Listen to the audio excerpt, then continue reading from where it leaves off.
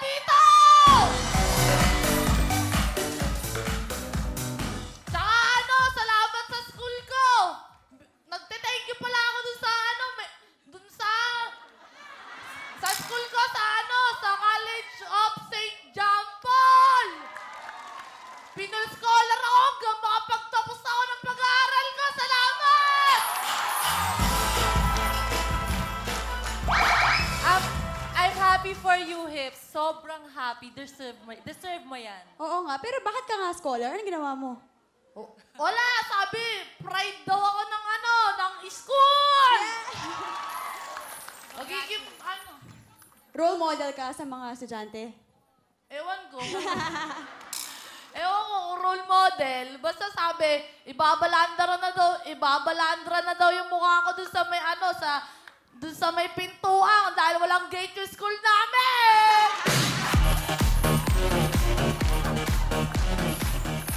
So scholar ka ng eskwelahan mo. Opo. Bakit ka naging scholar? Kasi sabi ko, kahapon pumunta ako, sabi ko sa kanila, Ma'am, tapos na ako mag-clearance, baka naman. Anong baka naman? Kasi gusto kong makapagtapos ng pag-aaral kahit nagtatrabaho ako. Tapos sabi niya, sige, dahil nakausap ko na pala yung may-ari ng school, hindi ko kilala. Tapos sabi niya, oo, Kausap mo yung may-ari eskwelahan. So hindi mo kilala siya may-ari. O tapos? Sabi ko, ay ma'am, sorry, ma'am. Ito na nga, lumapit ako ma'am, baka naman kasi gusto kong makapagtapos ng pag-aaral ko. Kahit nagtatrabaho ako, tapos sabi niya, o sige, sa Friday, photoshoot tayo, babalandra na natin yung mukha mo dyan. Tapos,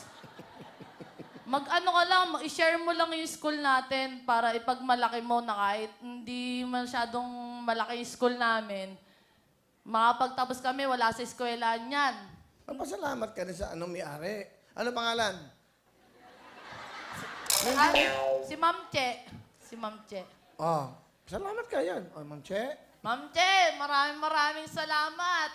Kasi binigyan mo ako ng nung pagkakataon, makapagtapos. Kasi, iyak na naman ang... Salamat kasi iintindihin niyo ako kahit nagtatrabaho ako. Ayoko umiyak. Ma'am Che, thank you talaga. Sorry kasi hindi kita nakilala agad. So, promise, pag mga kaibigan ko, yayayain ko dun sa school na lang mag-aral. Wag na sila dun sa iba. Thank you, ma'am. Parang magiging daan ko sa pangarap ko din, ma'am. Thank you, ma'am. Deserve mo yan, Hips. Alam niyo ba, si Hips na sa backstage, nag-homework siya, nagpapatulong, di ba? Yung kasi English. We love you, Hips. Love you too. So, yung mo sabihin, mag-aaral ka na, so hindi ka na magwawawin kasi hindi. Hindi. Sila daw mag-a-adjust. Yabang mo, Tem. Iba ka. Wow. Talaga? Hindi. Kasi araw-araw to. Hindi. Mag-aaral. Paano ka makapagtatapos? Magiging Will, irregular. Pero regular. Pero... yung normal yung pag-aaral, pero irregular yung pasok. Oo. Ano bang course mo? BS Tourism. Wow. Ay, BSTM pala. BSTM. Ano yun? Bachelor of Science Tourism Management! Lilipad ako! Oo. So, hindi ka pwede talaga magwawawin. Hindi ba? pwede. Hindi pwede, no? Pwede. Hindi. Pwede, Mag-aaral. pwede. Tama, buti sinabi mo sa akin yan. Last day mo na ngayon. Ay, hindi. Paano yung future mo? Hindi, mag-a-adjust nga sila. Hindi. Paano gusto ko matuto ka? Di ba gusto natin makapagtapos siya? Oo. O sige, mapaalam ka na. Hindi, kaya kong pagsabayin talaga. Hindi. O close up mo talaga. Nagpasalamat siya sa may-ari. Magpasalamat ka sa mga tao. Yan, dito. Last day mo na ngayon. Buti sinabi mo. Hindi, gusto kong mag-aral habang nagtatrabaho. Hindi pwede, mahirap yun. Wala pa. Oo nga, wala kang... hindi malapit naman eskwela sa bahay niya eh. Hindi, isang jeep pa yon. Malayo pa sa amin yun. Iiyak na. Ayaw umalis sa Wawawi. Bakit? Masaya. Ano gagawin natin ngayon? Paano yan? Eh, gusto mo mag-aral, makatapos. Buti nga sinabi mo sa akin. Ayokong umiyak eh. Pero, Will, kaya ko naman pagsabayin eh. Dati nga nung nagwe-waitress ako, diretso pasok ako, doon ako natutulog eh. Tapos pagising ko, Yan, uwian tissue. na. Pero Ano? Pagising mo, uwi na. Oo, pero nagtatanong naman ako. Pagkatapos, uy, ano nangyari? At least present ako. Present matulog. Nagtrabaho ka pa. Eh, tulog ka. Di ba? Kasi panggabi nga yung waitress ko. Saan Tapos ka ba nag-waitress? dun sa may Ortiga, sa may tapat ng Shangri-La. O, ano ka doon? Waitress ka? Magkano sweldo mo nun? 500. A day. O, tapos tulog ka lang ng tulog, yung sweldo ka? Hindi. Dun sa trabaho, nagtatrabaho ako. Tapos sa school ako natutulog. Eh, talaga makakagraduate ka nga. Ang galing.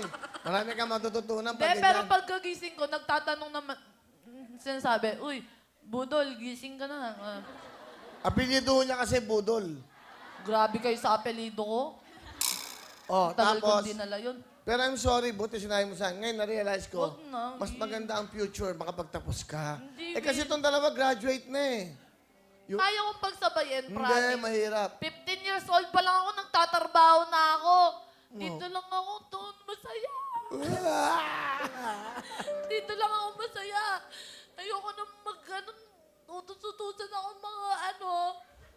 Tapos sisigawan pa ako. Dito lahat, parang pamilya. Sino sumisigaw sa'yo? Yung pag ano, pag late yung order.